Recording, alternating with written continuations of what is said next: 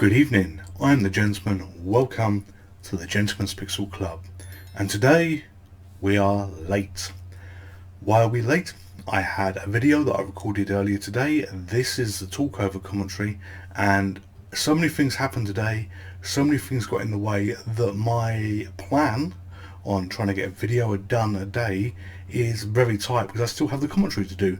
Currently it's 9 o'clock in the evening.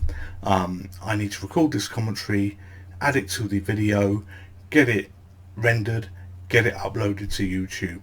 So time is against me. Let's crack on with this game. Today we are going to be playing Bomberman, and this is Bomberman 94 and a system that I've not used before, the TurboGrafx-16. I have no idea when this system came out, apart from it's with my core of choice, or my system of choice, the MiSTer FPGA, that gives you many hardware accurate emulation cores, and this is what you're seeing going on in the background here. This game is, as I say, a new one to me. I have played Bomberman in the past, but I've not played it on this system, and I've certainly not played this version of it. I did do a little bit of research after this. Something happens very early on in this game that I was not expecting, and I had no idea that there was eggs that you could collect in Bomberman, and it's eggs that I do indeed collect on this system that helps me out a little bit to progress through the levels, through the earlier levels here. And I expected eggs and things like this to be in a Mario game. No, they're also in this game, but they're really cute, they're really nice, and if it wasn't for them, I would have been my usual crap self on this game. I've got out a couple of tight spots because of this. So looking at this game, it looks like there are multiple worlds to explore, again like Mario, and this is stage 1-1 that I'm on at the moment, and I'm finding it fairly easy. Grabbing the bombs, dropping the bombs, getting the fire power up that makes the explosions last a little bit longer. So there doesn't seem to be too much trouble that's going on here. Clear all the bad guys, and we have to open this portal that you see on the screen. By doing this, you kill or blow up at least, the two flashing green orbs that you can see that are held on some kind of structure. We're about to take the first one out. There we go, and you see at the top of the... and there's the egg. This surprised me when I played this. It was like, what the hell is this? But the movement speed that it gives you, it allowed a poor quality gamer like myself just to play a little bit better with it and be able to move around. On the top of the screen you can see two X's next to the timer on the top left hand side. That shows there's no more orbs to get. And running into the portal, I thought was going to take me to the next level, but it seemed to convert all the remaining bushes into coins. So just scurrying around here collecting as many coins as I can. I might make it onto a high score table if there is a high score table on this game, if I can get a few bonus points like this. And stupidly I dropped the bomb, as you see there. There was no point in doing that. I've collected what appears to be an artifact by completing the level, so that goes into the floor, and that's 1 of 3. So now we move on to stage 2.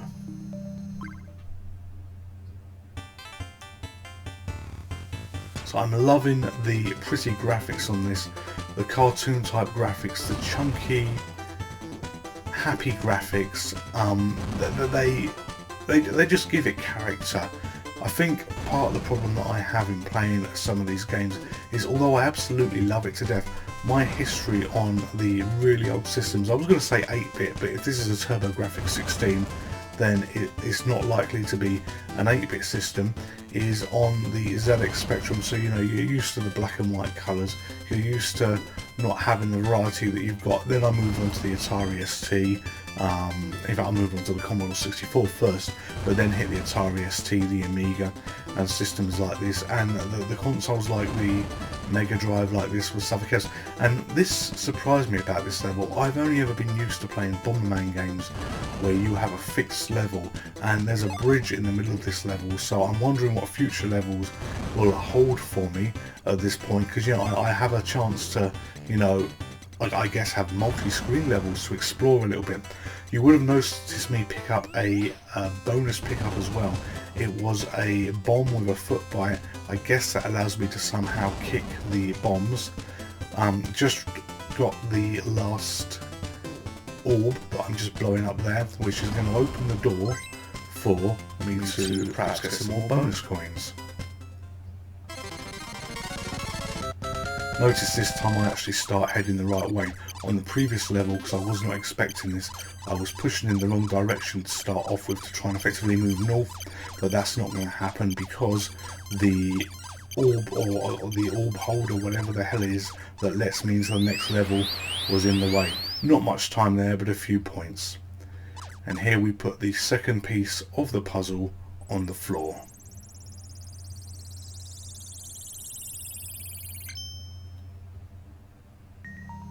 Moving on to stage 3.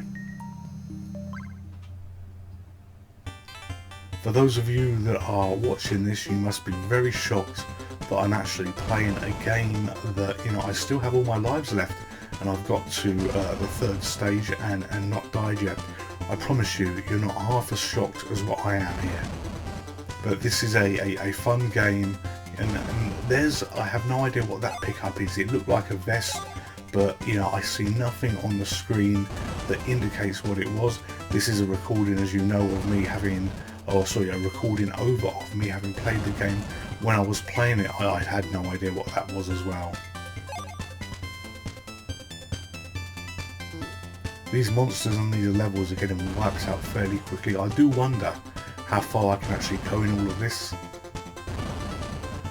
And that was lucky there. Notice how he turned direction, and notice how I managed to survive. I wonder if it's because I actually dropped a bomb where I was stood and he just went away from that, and I got away from the bomb before it was going to cause me some trouble.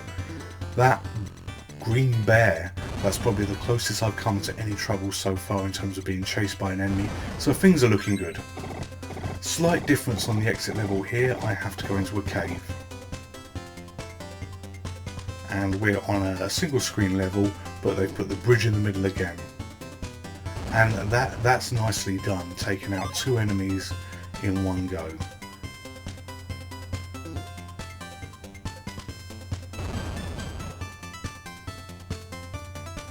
It's just occurred to me that although I'm on a different level here, I didn't actually complete the level, so I'm thinking, although I know how far I got on this playback, how many levels are multi-screen like this, where you have the initial first level that you do, you then have the second part of that level that you do, and you've still got to get the crystal, the orb, the fragment, whatever it is in that green bubble on the top of the screen.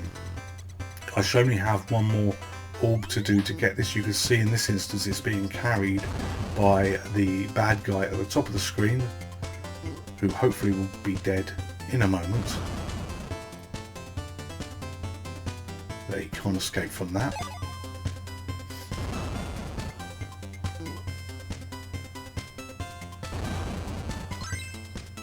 And now the orb is broken, I can grab the fragment, a few bits of gold, hopefully.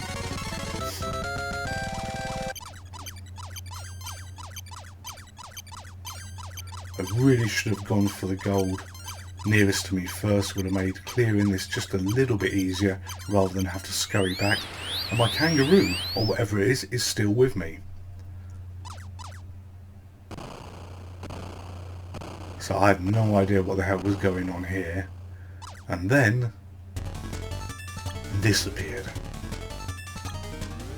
This to me, apart from being an angry banana, and the first angry banana that I've ever seen that seems to be remote controlled, as far as I was concerned, belonged in Donkey Kong Country or something like that. I have no idea what I'm supposed to do, whether it's the banana that I'm killing, the little guy with the remote control, but he killed me, or he at least killed the faithful companion that had been helping me through the earlier levels. I also note on watching the recording back, the little monkey guy is throwing bolts of lightning at the banana. Not sure what that's looking to achieve, but what has happened is we're back at the beginning again. 5 minutes again left on this level, and I have lost a life. I might be able to get somewhere when there are no big bosses on the screen, but this could be the end of my session. Oh, that was close. See, another lightning thrown at him. No idea what is going on here. And I'm missing on all my bombs trying to hit him with the explosions. You know, got him a little bit there, but nothing. And then the monkey runs into me, which kills me, so that makes things just as bad. You know, he was happily sat there. I think I need to change my tactics. I've only got 2 lives left, and I really want to see what goes on past this particular point.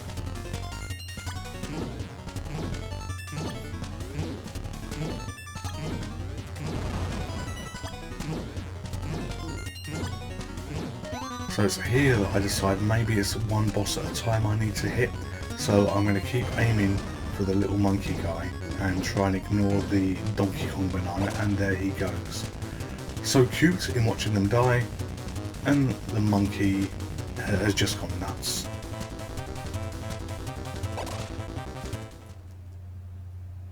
So now I've killed a boss, remarkable I know, I get to put another fragment into the hole. Let's see what happens.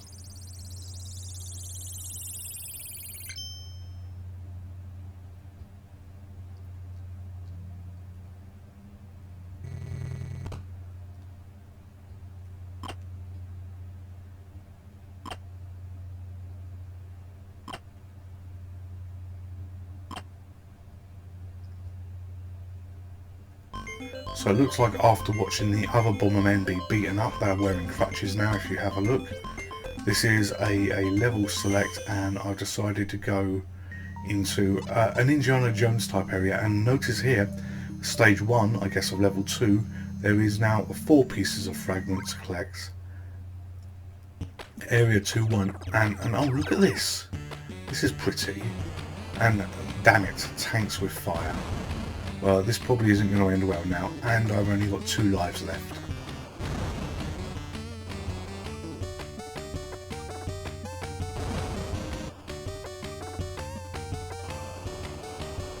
So just picked up some roller skates, which I hope are going to help me, considering that I've lost my faithful companion. And I just run into that block of poo, or whatever that was. Just stupid. So my last life, and I nearly ended up hitting the bird. One tank down,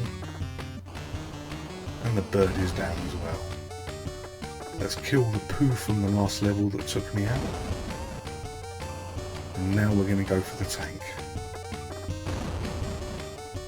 More roller skates. I don't know whether these stack, whether you lose all the bonuses you have from the previous level when you die. I mean, it'd be nice if they did.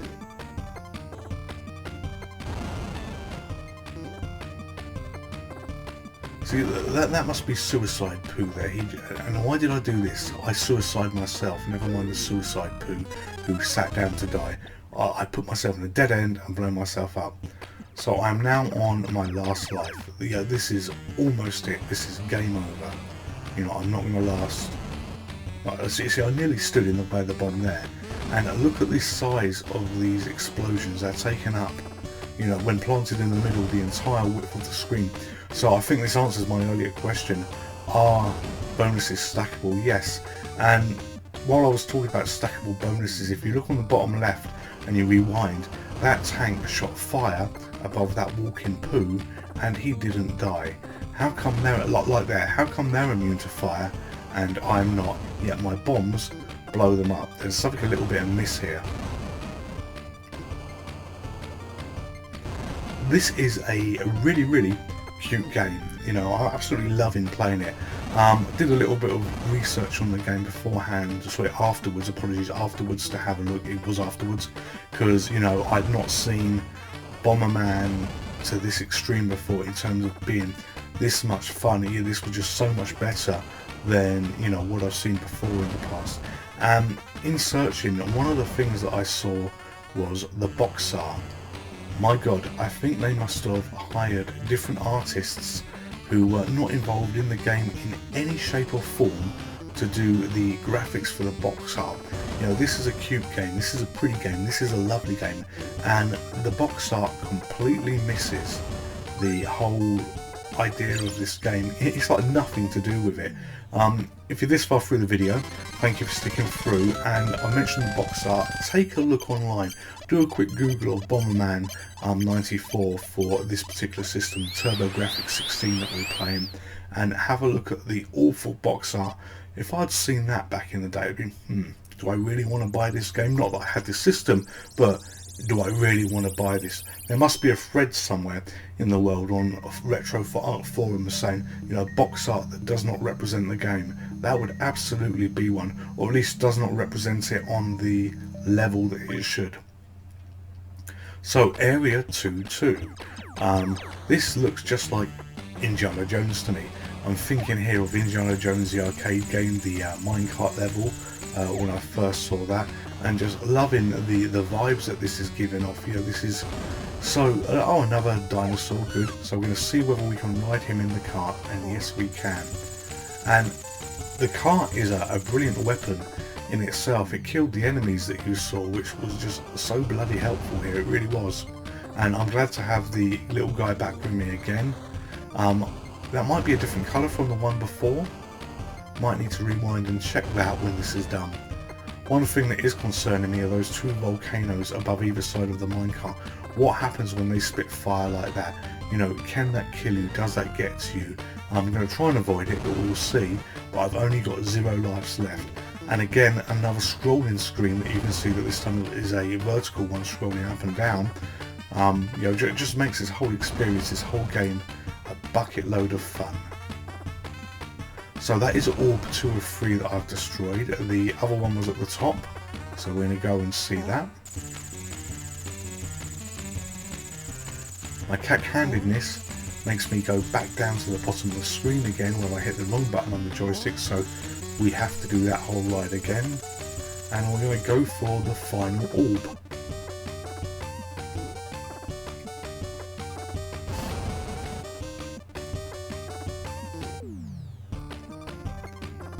I was actually hoping that wasn't going to kill the enemy there, because I wanted to see what happens if you have enemies left. But then again, this isn't one of the end portal screens like we see there. This is another level where it just... And what's that? Why is it raining volcano?